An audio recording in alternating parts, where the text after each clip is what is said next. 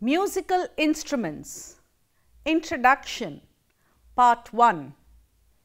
Welcome to the lecture series in Carnatic music. In this session, let's discuss about musical instruments. Musical instruments. Introduction. India possesses a rich variety of musical instruments. Indian musical instruments, like any other attribute, represent India's diversity. There are as many as 500 of them, each with a distinct name, shape, and construction. Each instrument has its own technique of play. Instruments of varying degrees of loudness, compass, and tone color are met with. Most of the Indian musical instruments have evolved over centuries and has a unique history behind their evolution.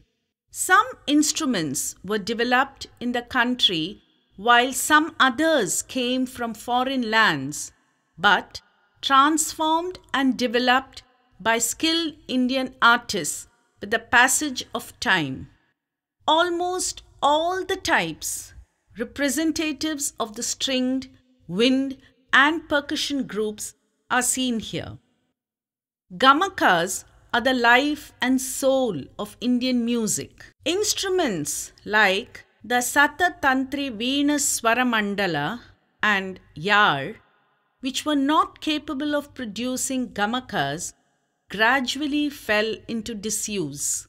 Instruments like Gotuvadyam, provided with sympathetic strings and with facilities for the accurate adjustment of Shruti, are of interest from the acoustical and physical point of view.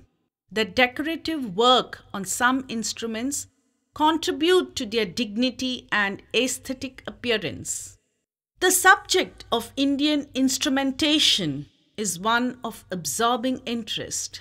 The musical instruments of India have been so devised as to fully serve the needs of her highly developed melodic system of music. Except the Western harmony, all other features of an advanced system of music are seen in India. If this fact is borne in mind, one can easily appreciate as to why the musical instruments of India have followed a particular line of development, and why instruments of the keyboard type like the piano and the organ did not develop in India. Raga is the pivotal concept of Indian music.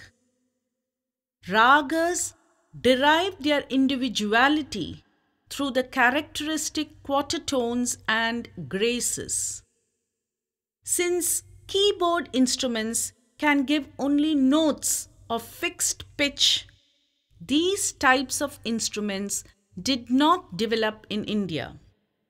Likewise, Indian wind instruments like the flute, Nagaswaram, and the Shehnai have no keys. The clarinet, oboe, and other wind instruments of the West are provided with keys. The closing or the opening of the finger holes in these instruments is done by operating the keys. Keyed instruments are necessary for playing the harmonic system of music, wherein the music is written to different keys, unlike Indian music, wherein the music is performed on the key. For playing the delicate quarter tones and graces, the fingers have got to be in direct contact with the finger holes here. Janta Swara Prayogas have an important place in Indian music. Janta Swaras in the flute are produced by finger strokes. If Janta Swaras are played in this manner on the keyed wind instruments of the West, a click sound will be heard. A foreigner familiar with the highly elaborate keyed mechanism of the Western wind instrument, on seeing the keyless Nagaswaram and the bamboo flute, is likely to think that these are very simple instruments and are capable of producing only simple music. A close analysis and observation of the technique of play will reveal the complicated finger technique used to play Indian classical music. As far as the blowing technique is concerned, there are many things in common. There are terms here corresponding to single tonguing, double tonguing, and triple tonguing, quadruple tonguing, and flutter tonguing. Many gamakas are played by cross-fingering devices. The occurrence of terms like rakta, alankrita, purna, prasanna, vyakta, vikrishta, lakshana, sama, sukumara, and madhura signify the 10 excellences of Ghana, pointing out to the highest level of excellence aimed at an instrument play. The art of making musical instrument is as old as the Vedas. Jyakara was the developer of the jya or the ancient harp. The study of the historical evolution of the 500 and odd musical instruments which India proudly claims to possess will show how the developer of the instrument applied his genius and kept pace with the development of the art of music. When the raga alapana emerged as an important branch of the classical music, the fretted veena developed, throwing into background the yar. The fretted veena has facilities for stopping the playing strings and for playing graces by the deflection of the strings. The veena has drone cum tala strings. These advantages in the fretted veena made the yar, with its limitations, make its exit from the realm of South Indian concert music. It is, however, a pity that the yar was allowed to sink into oblivion. The rich experience inherited by the makers of the yar has become a thing of the past. The materials used in India for the manufacture of musical instruments and their accessories are jackwood, blackwood, redwood, ivory, rakta chandana, kadira wood, ebony, silver oak, pine, Himalayan fir, red and white cedar, margosa, gourd, bamboo, cane, reed, earthenware, the skin of sheep, calf, buffalo, varanas, and the metals like silver, bronze, brass, copper, and iron. The plant, animal, and mineral kingdom have contributed their share to the making of musical instruments. Tanakku was the kind of wood used for making resonators in the yar. Strings of gut, metal, and silk were used. Strings made from seasoned fibers of plants were also used. In very ancient times, strings of darba grass, properly seasoned and twisted, were also used. The frets in the veena were made of steel, bronze, or silver. Wire plectra made of steel, copper, or silver are used in playing the veena and gotuvadyam, and a triangular shaped horn plectrum is used in playing the swarabhat. The wood that is used for stopping the strings in the gotuvadyam is made of blackwood, rosewood, buffalo horn, ivory, or the core of the tamarind tree. This wood is called kodu in Tamil. An instrument played with this wood came to be called koduvadyam. Koduvadyam becomes kottuvadyam according to Tamil grammar. This name Gotuvadyam occurs in the Telugu Kavya Sringara Savitri, written by Raghunatha Nayak in the early 17th century. The wood that is used for making musical instrument undergoes an elaborate process of seasoning.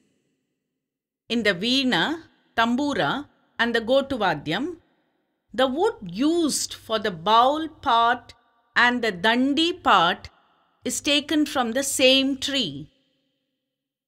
This ensures that the age of the wood being the same, one can expect uniform responsiveness over the whole compass of the instrument.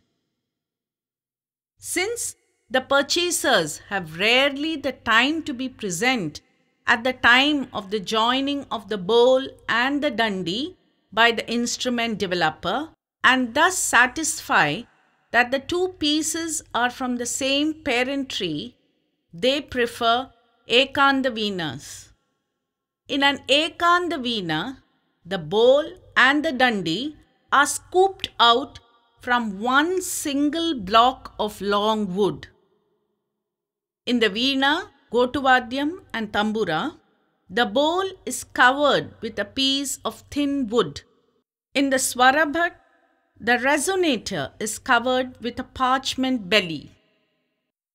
In the making of musical instruments, whether of the chordophonic, aerophonic, membraphonic, or autophonic groups, care is to be taken to see that 1. The quality of the tone is pleasing and delightful. 2. Adequate facilities are provided for accurate tuning within a reasonably short space of time. 3. The instrument presents an artistic appearance. 4. The handling is easy and does not involve undue physical energy on the part of the performer. The bridge on the veena, gotuvadyam, and tambura are broad and curved, unlike the sharp edges of the bridge in the members of the violin family. Over the bridge of the veena, a plate of bronze is placed. This helps in the production of a clear tone. There are monophonous instruments like the flute and polyphonous instruments like the veena. There are also the demonstrational instruments like the Grihabeda Pradarshini and Grama Murchana Pradarshini, and concert instruments like the veena and the Nagaswaram. In addition, there is the Pradarshana veena, a Samastivadya, wherein one can play classical music and also illustrate the various facts, laws, and phenomena relating to music. The truth relating to the Dhruva Veena Chala Veena experiment, described by Bharata in his Natyashastra, can be demonstrated and verified with this instrument. The hemispherical resonator of the veena the bucket-shaped resonator of the Swarabhat, the cylindrical resonator of the Tuntina, the trapezoid resonator of the Santur, the conical bore of the Nagaswaram, the barrel-shaped resonator of the Mridangam, etc., present interesting study from the point of view of solid geometry. The resonators are of course hollow. Bell making is a great art in India.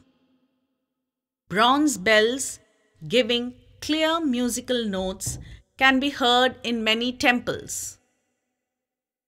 In the Chidambaram temple, one can notice that the note of the bell and that of the conch blend beautifully.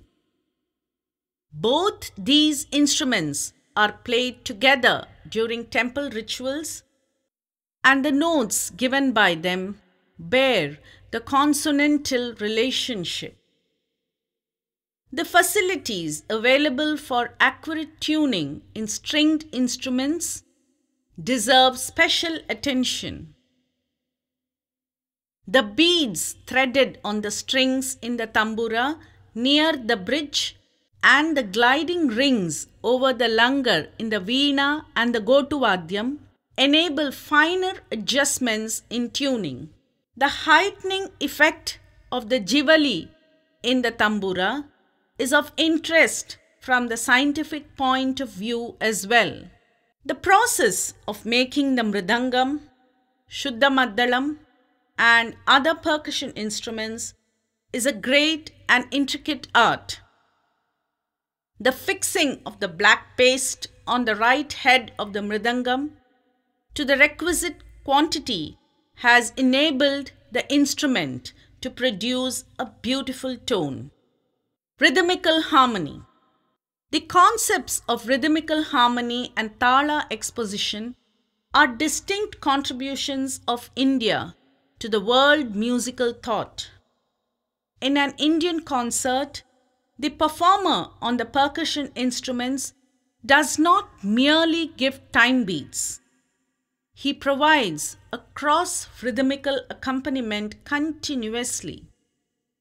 In the absence of the rhythmical commentary of the mridangam player, much of the beauty underlying the musical construction of the compositions and the series of kalpana swaras by the principal will go unnoticed. Instruments like the mridangam and the art of dancing have kept alive